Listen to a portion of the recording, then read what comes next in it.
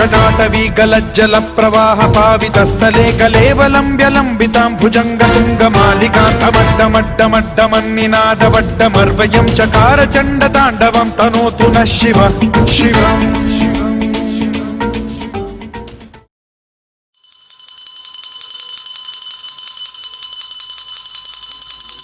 ओम नमः शिवाय।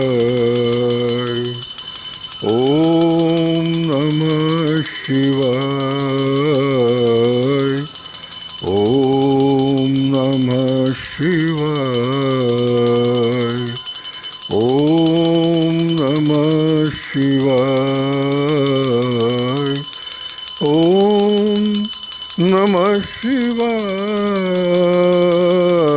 ओम नमः शिवाय। ओम नमः शिवाय। ओम नमः शिवाय।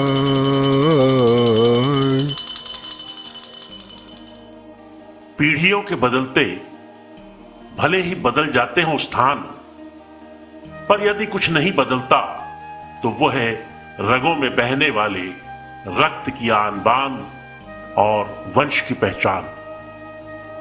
यह कविता अक्षरशः साकार हुई है वर्तमान समय में बुल्ढाना जिले के मलकापुर शहर में रह रहे चौधरी परिवार के वंश में।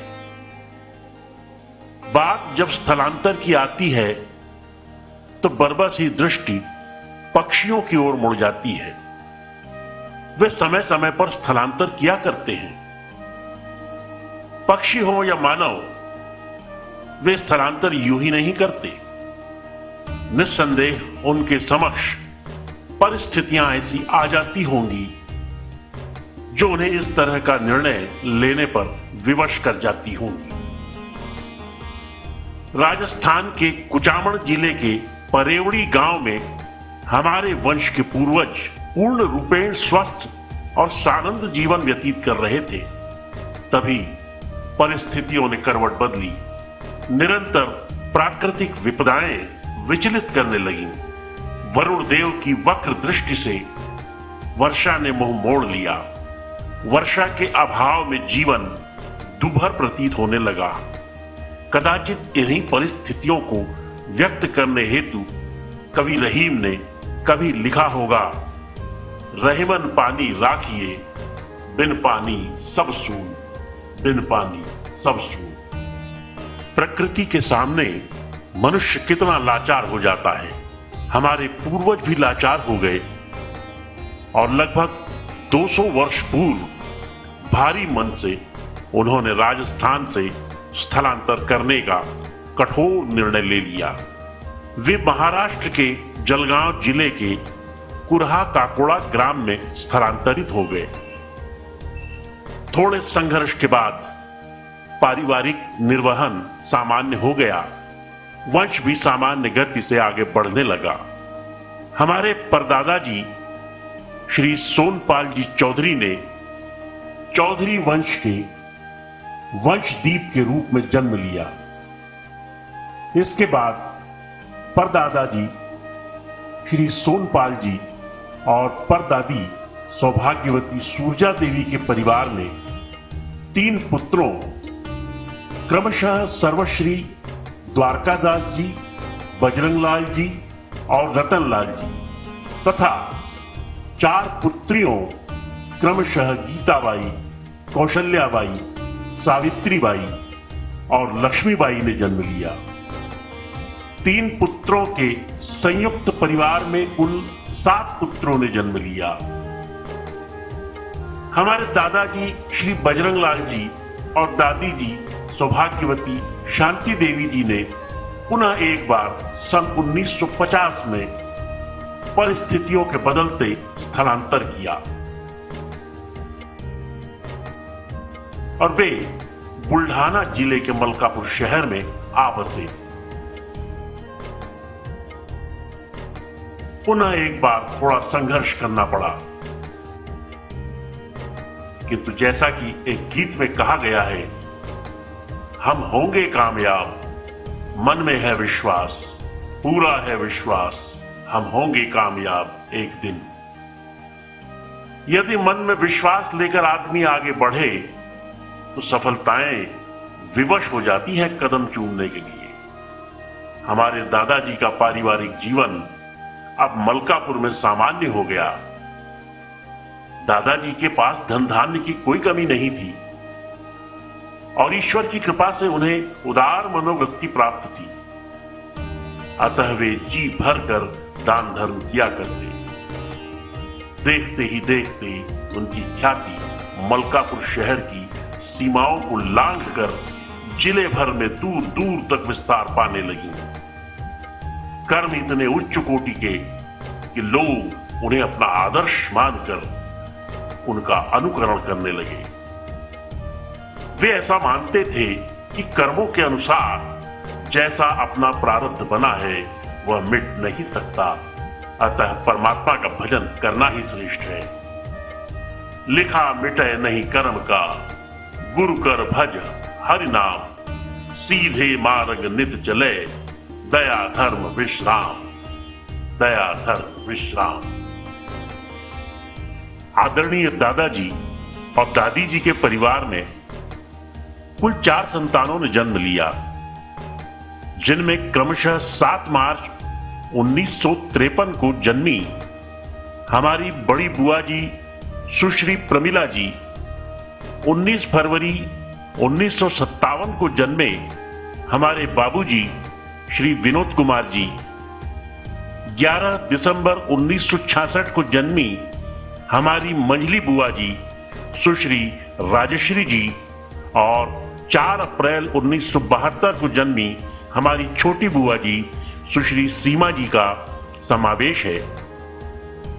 इतने संस्कारी परिवार में जन्म लेने के बाद बाबूजी पर उत्तम संस्कारों का पिरोया जाना अत्यंत स्वाभाविक था। गीली और मुलायम मिट्टी को सुंदर सा आकर्षक आकार मिलने लगा। दादाजी एक कुशल कुम्हार की भांति बाबूजी को गढ़ने लगे।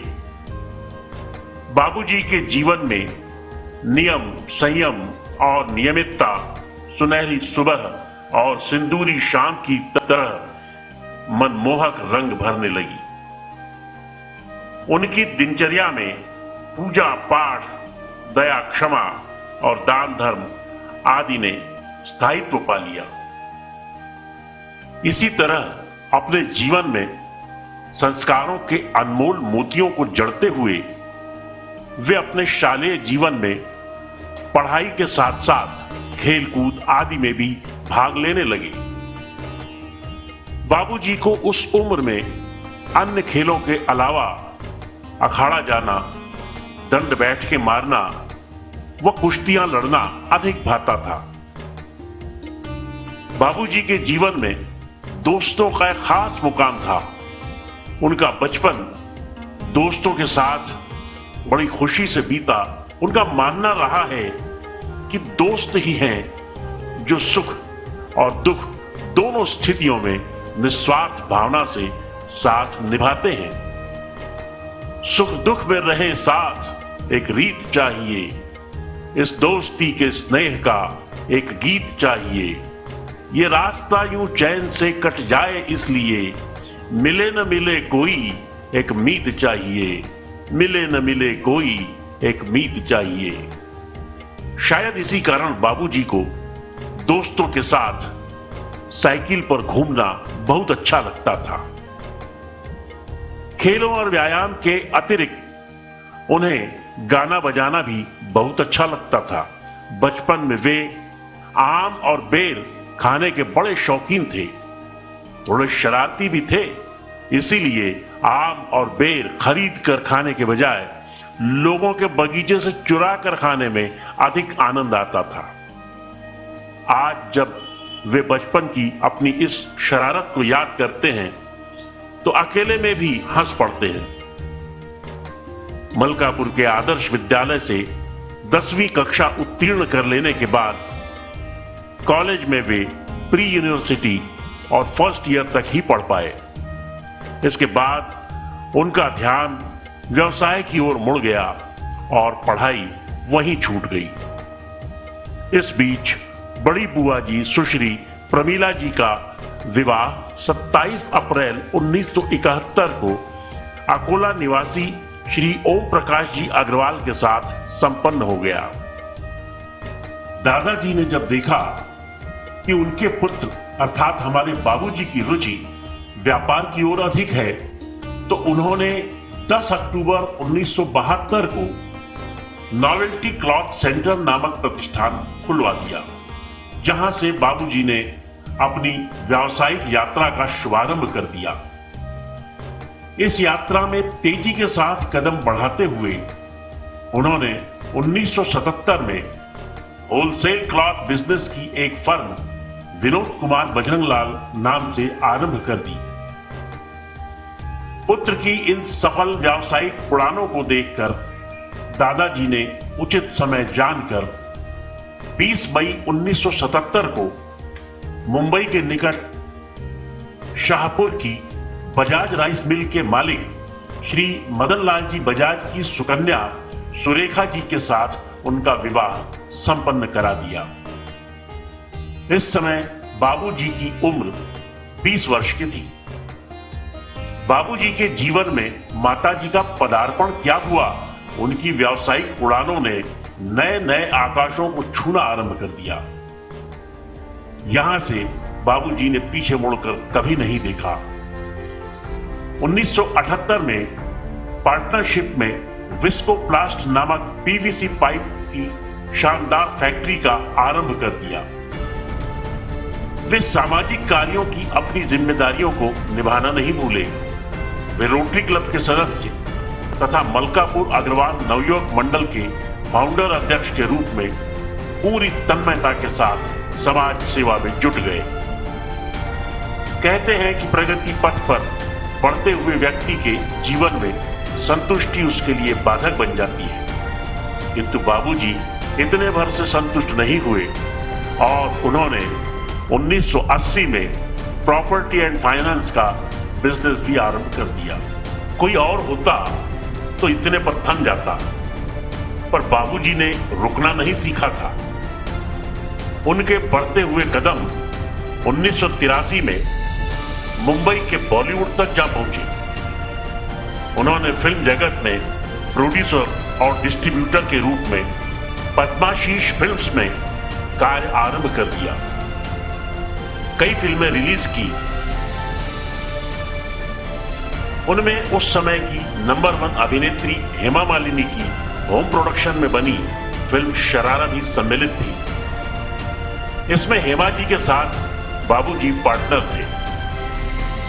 इस बीच दादाजी ने मध्य प्रदेश के खंडवा नगर में एक अच्छा सा परिवार ढूंढकर श्री राजेश जी अग्रवाल के साथ हमारी मंजली बुआ जी सुश्री राजश्री जी का विवाह संपन्न करा दिया।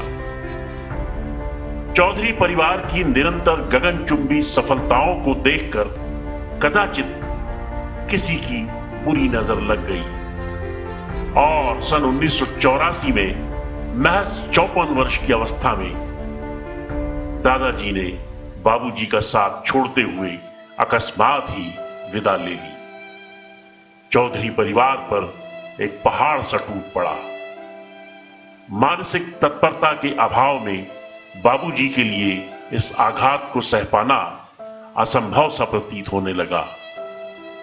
बड़े चाव से इतने सारे व्यवसायों की जिन जिम्मेदारियों को बाबूजी ने अपने मजबूत कंधों पर संभाल रखा था, दादाजी के अभाव में अब वे ही जिम्मेदारियां बाबूजी को बोझ सी प्रतीत होने लगीं।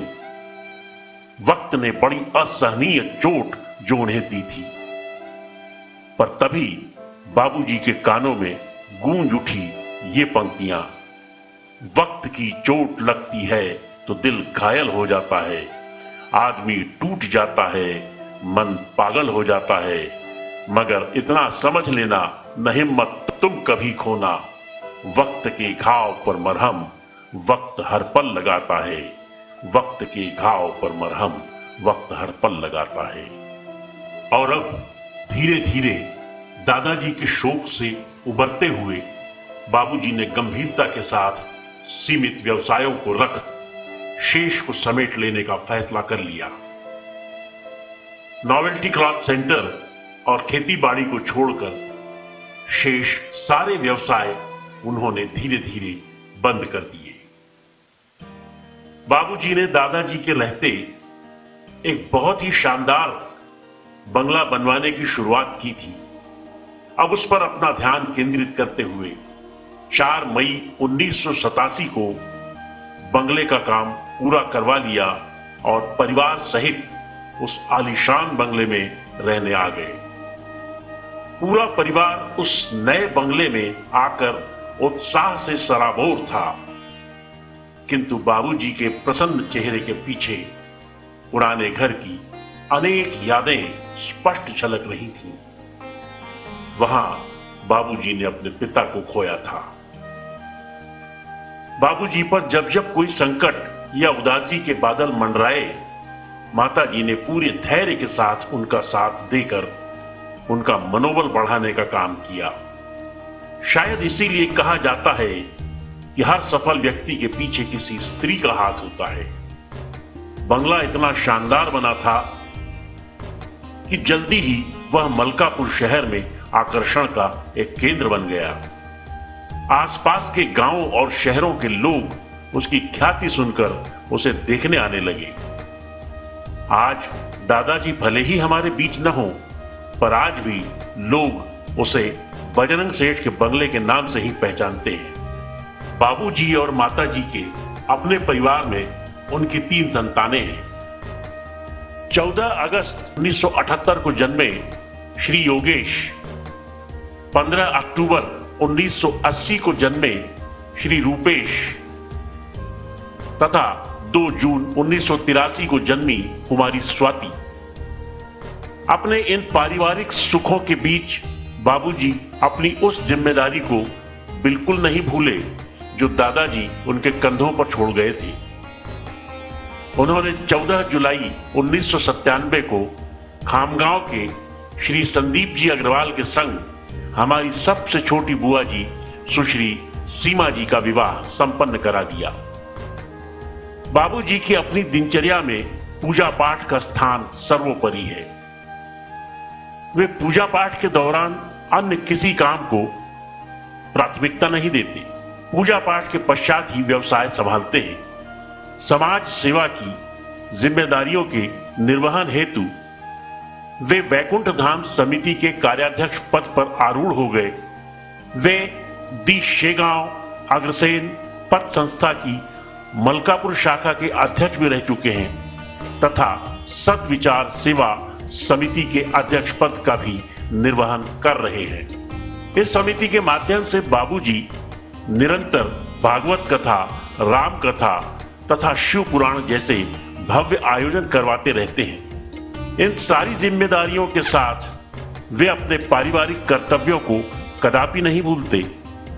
अपनी 3 संतानों की पढ़ाई लिखाई के पश्चात उनके विवाह भी संपन्न करा दिए। ज्येष्ठ सुपुत्र योगेश जी का विवाह 40 गांव की सुश्री सुजाता जी के साथ 19 जून 2003 को संपन्न हुआ। उनकी 3 संतानें हैं, श्रेया, श्रुति व नैतिक। इसके पश्चात सुपुत्री कुमारी स्वाति जी का विवाह अकोला के श्री गोपाल जी टेकड़ीवाल के साथ 19 जून 2007 को संपन्न हुआ। ठीक इसके दूसरे ही दिन अर्थात 20 जून 2007 को सुपुत्र रूपेश जी का विवाह धूलिया की सुश्री रीना जी के साथ संपन्न हो गया। सौभाग्यवती स्वाति जी को 2 संतानें कुमारी ऋषिका और खुशहाल हैं तथा रूपेश जी की भी 2 संतानें कुमारी राशि और कुमारी सांची हैं। विवाह के पश्चात दोनों पुत्रों ने व्यवसाय में बाबूजी का हाथ बटाना आरंभ कर दिया। अपने पुत्रों, पुत्र वधुओं और बेटी दामाद से प्रसन्न बाबूजी प्रायः कहा करते हैं कि मैंने एक बेटी विदा की है तथा 2 बेटियां घर ले आया हूं।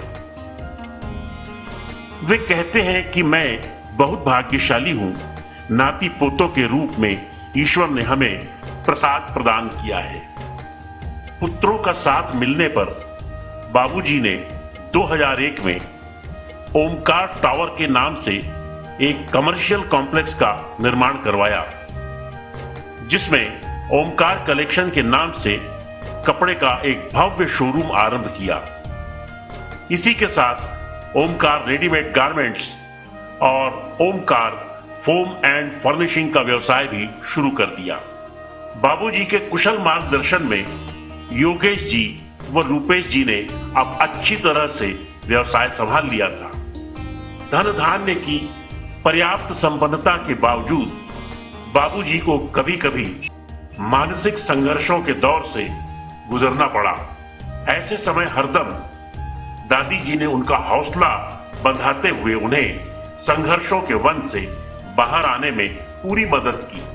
बाबूजी ने जीवन में अनेक उतार चढ़ाव देखे हैं।